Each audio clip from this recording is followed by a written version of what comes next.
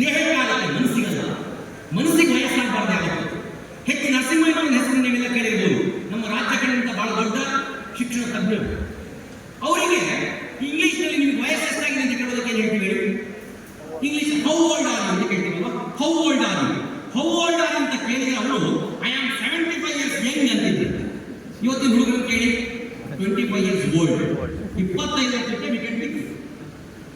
ಯಾಕೆಂದ್ರೆ ಜೀವನೋತ್ಸಾಹದ ಕೊರತೆ. ಒಬ್ಬ ವ್ಯಕ್ತಿಗೆ ವಯಸ್ಸಾದರೂ ಕೂಡ ಅವನ ಮನಸ್ಸಿನಲ್ಲಿ ನಾನು ಯುವಕ ಅಂತ ಇದ್ರೆ ಏನನ್ನ ಬೇಕಾದ್ರೂ ಸಾಧನೆ ಮಾಡಬಹುದು. ಎಷ್ಟೋ ಸಾಧನೆಗಳು ವಯಸ್ಸಾದ ನಂತರವೇ ಮೂಡಿ ಬರ್ತವೆ. Always enthusiastic and energetic. ನನ್ನಲ್ಲಿ ಉತ್ಸಾಹ ಇದ್ದರೆ ನಾನು ಆ ಉತ್ಸಾಹವನ್ನು ನನ್ನ ಜೊತೆಗೆ ಒಡನಾಡುವಲ್ಲಿ ತುಂಬಬಹುದು. ನನ್ನಲ್ಲೇ ಇಲ್ಲದೆ ಹೋದರೆ ನಾನು ಅದನ್ನು ಹೇಗೆ ವಿದ್ಯಾರ್ಥಿಗಳಿಗೆ ಕೊಡೋಕೆ ಸಾಧ್ಯ? ಸೊ ಆಲ್ವೇಸ್ ಎಂಥೂಸಿಯಾಸ್ಟಿಕ್ ಆಗಿರಿ. ಎ ಸ್ಟ್ಯಾಂಡ್ಸ್ ಫಾರ್, ನಿಮ್ಮಿಂದಲೇ ಬರಲಿಲ್ಲ. ಎ ಏನಿರ್ಬೋದು? Always active, always active and attractive. ನಿಮ್ಮಲ್ಲಿ ಆ ವಿದ್ಯಾರ್ಥಿಗಳನ್ನು ಸೆಳೆದಿಟ್ಟುಕೊಳ್ಳುವ ಗುಣ ಇದ್ರೆ ಸಹಜವಾಗಿ ನೀವೊಬ್ಬ ಯಶಸ್ವಿ ಶಿಕ್ಷಕರಾಗ್ತೀವಿ ಅಲ್ವಾ? ವಿಚಾರ ಎಷ್ಟೇ ಒಳ್ಳೆದಿರಲಿ ಅದನ್ನು ಪ್ರಸ್ತುತಪಡಿಸುವ ರೀತಿ ಅದು ಬಹಳ ಮುಖ್ಯ. ಪ್ರೆಸೆಂಟೇಷನ್ ಸ್ಕಿಲ್ ಅಂತ ಕರೀತಾರೆ. ಇವತ್ತು ನಮ್ಮಲ್ಲಿ ತಂತ್ರಜ್ಞಾನ ಇದೆ, ಪವರ್ ಪಾಯಿಂಟ್ಗಳಿದ್ದಾವೆ, ಎಲ್ಲವನ್ನೂ ಹಾಕಿಕೊಂಡು ಅದನ್ನು ಮಕ್ಕಳಿಗೆ ಮುಟ್ಟುವ ರೀತಿಯಲ್ಲಿ ಹೇಳುವ ಕಲೆ ಇದೆಯಲ್ಲ, ಅದು ಬಹಳ ಮುಖ್ಯ. That is attraction. ಆ ಒಂದು ಗುಣವನ್ನು ನೀವು ನಿರಂತರವಾಗಿ ಇವೆಲ್ಲವನ್ನೂ ಕೂಡ ನಾವು ಅಳವಡಿಸಿಕೊಳ್ತಾ ಹೋಗ್ಬೋದು. ನಮ್ಮಲ್ಲಿ ಗುಣ ಇರುತ್ತೆ, ಅದನ್ನು ಗುರುತಿಸಿಕೊಂಡು ಅದನ್ನು ಬೆಳೆಸಿಕೊಳ್ಳುವ ಪ್ರಯತ್ನವನ್ನು ಮಾಡಬೇಕು. C stand for, next Akshara C ಅಲ್ವಾ? ಕ್ಯಾರೆಕ್ಟರ್.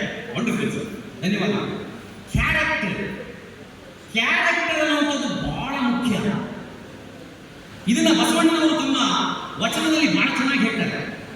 ಇದ್ದುದ ವಂಚನೆ ಮಾಡದಿರುವುದೇ ಶೀಲ, ಇಲ್ಲದಕ್ಕೆ ಕಡಲ ಮಾಡದಿರುವುದೇ ಶೀಲ, ನಡೆದು ಹುಸಿಯದಿರುತ್ತೊಡೆ, ನುಡಿದು ಹುಸಿಯದಿರುತ್ತೊಡೆ ಶೀಲ, ನಡೆದು ತಪ್ಪದಿದ್ದೊಡೆ ಶೀಲ, ಕೂಡಲ ಸಣ್ಣನ ಒಡೆಯರು ಬಂದರೆ ಒಡವೆಯನ್ನು ಅವರಿಗೆ ಒಪ್ಪಿಸುವುದೇ ಶೀಲ.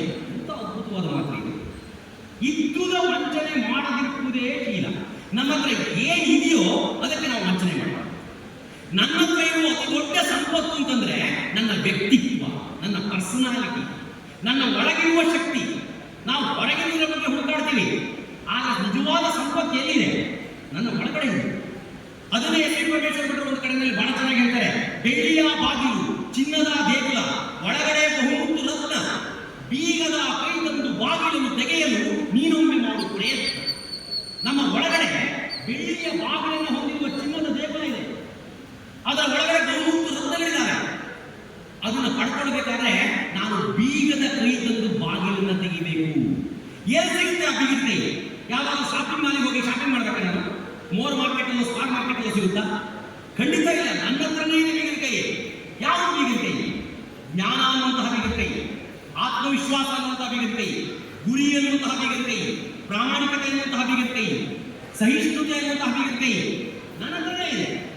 ಬೀಗನೂ ನಂದೆ, ಬೀಗದೆಯೂ ನನ್ನ ಹತ್ರ ಇದೆ. ಅದನ್ನು ತೆಗೆದು ಒಳಗಿರುವುದನ್ನು ಪಡೆದುಕೊಳ್ಳುವ ಪ್ರಯತ್ನವನ್ನು ನಾವು ಮಾಡಬೇಕು. ನಾವು ಹೊರಗಿನ ಸಂಪತ್ತನ್ನು ಕ್ರೋಢೀಕರಿಸುವ ಪ್ರಯತ್ನದಲ್ಲಿದ್ದೇವೆ ಹೊರತು ನನ್ನ ಒಳಗಿನ ಸಂಪತ್ತನ್ನು ನಾನು ಗುರುತಿಸಿಕೊಳ್ಳುತ್ತಲೇ ಇಲ್ಲ. ಅದನ್ನೇ ಬಸವಣ್ಣನವರು ಹೇಳಿದ್ದು, ನನ್ನ ಒಳಗಿರುವ ವ್ಯಕ್ತಿ